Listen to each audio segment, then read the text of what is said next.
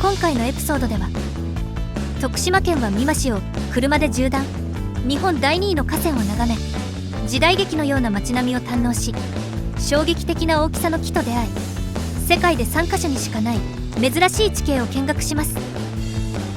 それでは旅の始まりです。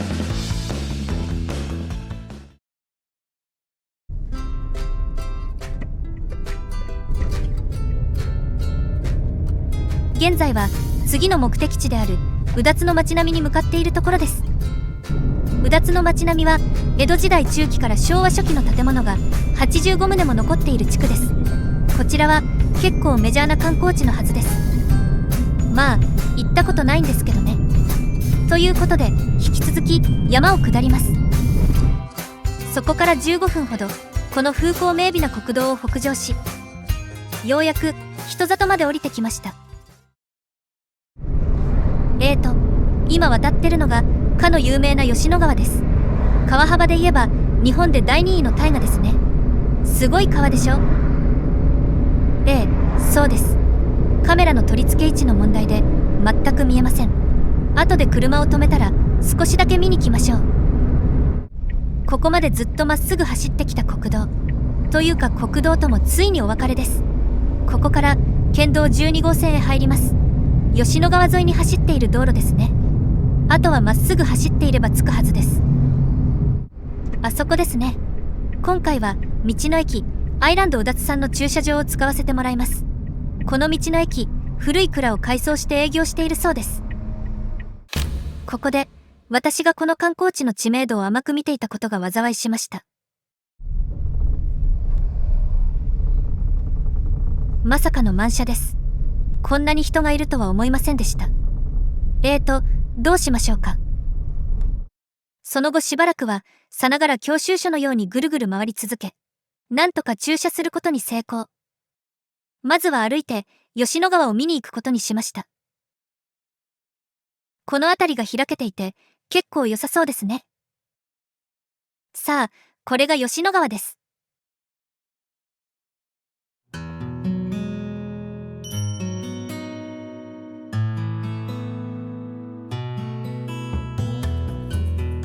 吉野川は高知県と徳島県を流れる一級河川です。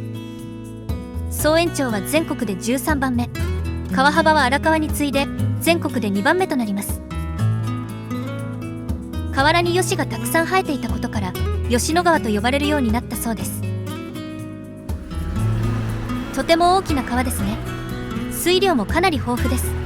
ダムや用水路で水を大量に抜き取ってこれですからね。昔はもっと水位が高かったことでしょう。とても綺麗な風景ですね。せっかくなのであの沈下橋を見に行きましょうか。さっき歩いて渡ってる方を見たんですが、徒歩で渡れるもんなんでしょうか。歩いて渡れるのならぜひ渡ってみましょう。うわ、これは想像以上に細いですね。さすがにこれを歩いて渡る勇気はないな。沈下橋は増水時に水面下に沈むように作られた橋です。洪水の時に流木が橋の上を通るので壊れにくく、安価に作れるのがメリットです。ただし欄干がつけれないためたまに人が落ちます。沈下橋って端っこが丸いイメージですが、これは角張ってます。対岸に竹林が見えますよね。あれは半世時代に川岸が流されないように植えられたものだそうです。竹の根っこで固めてしまおうというわけですね。にしてもそんなに水が濁ってません。昨日雨が降ったはずなんだけどな。あとなんかやたら魚がいます。なんて魚なのか全く見当がつきませんがね。川魚は鯉とブラックバスとチヌしか見たことないので。近所の川の生態系が壊滅していることを再確認したところで、本来の目的地であるうだつの町並みを見に行くことにしました。それではうだつの町並みを見てみましょう。メインとなる通りは道の駅のすぐ脇にあります。というよりかは道の駅の建物も町並みの一部っていう方が正しいのかな。結構お客も多いので期待が高まりますね。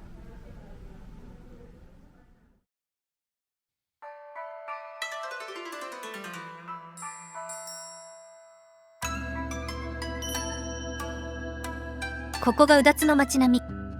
正式には重要伝統的建造物群保存地区だそうです。明治時代のものを中心とし、江戸中期から昭和初期の伝統的建造物が並ぶ地域です。ちなみにこれがうだつです。元は防火設備として作られていましたが、後に装飾の意味合いが強くなりました。江戸時代頃の建物のほとんどはいわゆる掘っ立て小屋でした。時間とお金をかけていいものを建てても地震や火災ですぐ倒れるので諦めていたわけですね。すぐ引き倒せる建物の方が便利だったというのもあります。火事が起こった際には周りの無事な建物を倒壊させて延焼を防いでいたわけですが、建物が頑丈だと簡単には倒せませんからね。そんな時代に防火設備や装飾を建物に施すのはお金持ちだけでした。見てください。どれも実に見事な町屋ですよね。壮観です。ここに立派な町屋が多い理由は大きく3つ。1つ目はここが和木城というお城の城下町であること。2つ目は古くからある2本の街道の交差点であること。そして3つ目は吉野川に面していて船が着けやすく物資の集積地として栄えたからです。特にここは阿波の名産であった藍の集積地だったそうですよ。藍っていうのは染料ですね。ちなみに藍によって出される色はインディゴブルー、つまりジーンズの色です。日本人は昔からあの色が好きなんですね。実はこういう古い町並みが残る場所には特徴があって、大抵が昔は栄えていたのにある時急に衰退した場所なんです。ここの場合江戸時代には藍の売買で大きな富を得ました。しかし明治になってドイツから安い化学染料が輸入されるようになり一気に衰退したようです。ちなみにこれが道の駅です。古い蔵を使ってるだけあってパッと見では気づけませんでした。観光客が多いのも納得ですね。路地を覗くと昭和チックな風景が残っていて、それはそれで良かったです。ちょっと太陽が落ちてきたので綺麗にカメラに映ってくれていればいいんですが、十分楽しんだので次の目的地へ移動を始めました。本来であれば本日の最終目的地に向かうところだったのですが、時間に余裕があると考えた私は逆方向に車を走らせることにしました。さて現在の時刻は3時15分。今日の日の入りは確か5時10分とかだったと思います。出発が遅くなったのでどうなることやらと気をもみましたが、割と余裕が出てきました。ということで近場の観光地として紹介されていた場所へ寄り道することにします。県道12号線を抜け国道192号に入りました。現在向かっているのは鴨のオークス、樹齢約1000年の大木だそうです。どんな木なのか見当もつきません。ですが結構すごいところだそうですよ。大きい道の駅ですね。貞光悠々館というところだそうです。いつもなら寄るところですが、寄り道中に寄り道すると収集がつかなくなりそうなので今回はスルーしましょう。ここで私は大きな間違いを犯したことに気がつきました。走っても走っても目的地に着かないので距離を確認してみたら、なんと片道20キロ以上もありました。つまり往復で1時間ほどかかるわけです。厳しくなってきました。そうです。後悔してます。カーナビ曰くここを曲がるそうです。これまた細い道ですね。そして次を左。一応道はあるけどさすがに勇気がないので右へ行きます。あそこか。最後の200メートルが地獄でした。多分曲がるとこ間違えましたね。ちゃんと駐車場も完備されています。これはありがたい。いや、想像の何倍もでかいんですけど。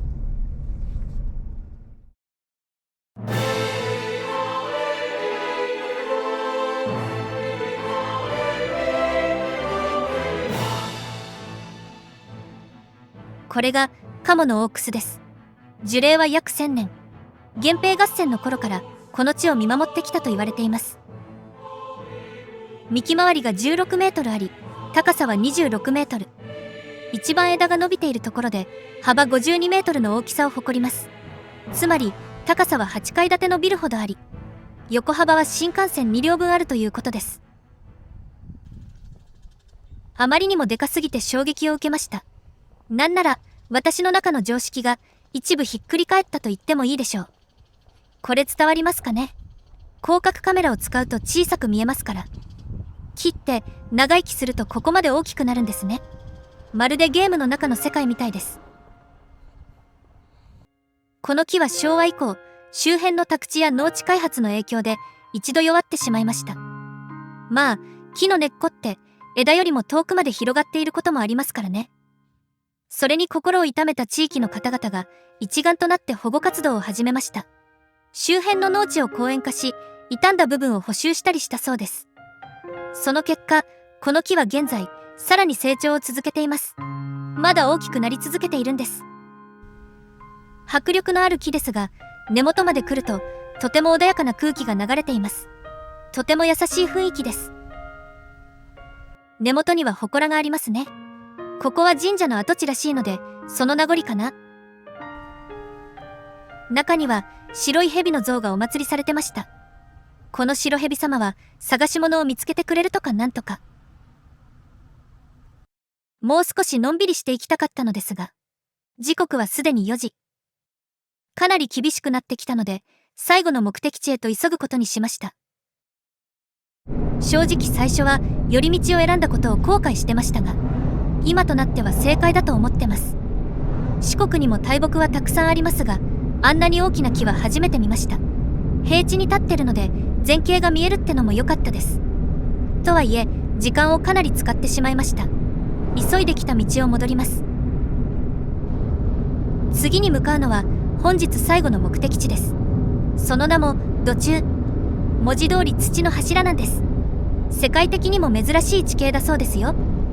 日が落ちるまでにたどり着けるといいんですが、その後ひたすら車を走らせ、うだつの街並みを通り過ぎ、ナビに導かれるがままとても快適な道路を走り、ようやく最後の目的地に到着しました。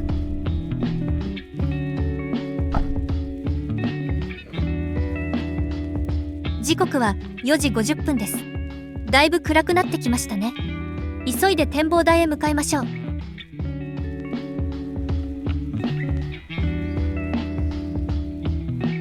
これだこれだ。ここが展望台です。よかった。まだ若干日が当たってます。いや、これはもうアウトか。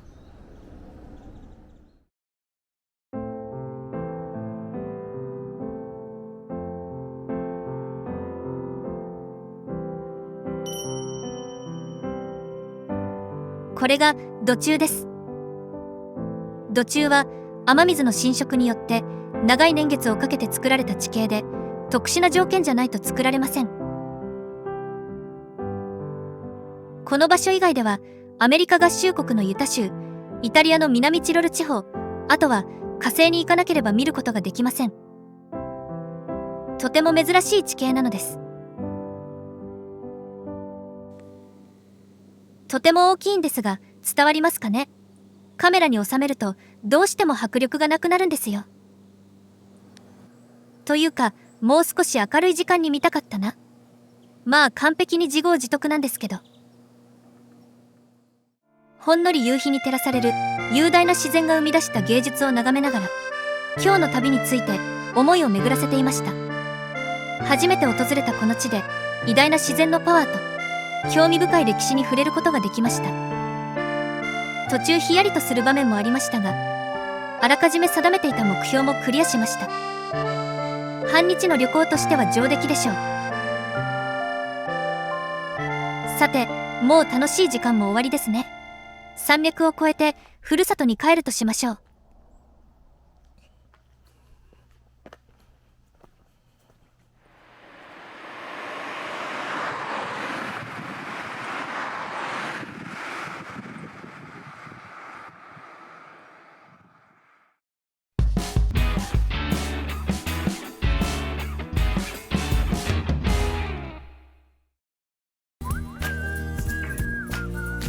最後までご視聴ありがとうございました。ぜひチャンネル登録をお願いします。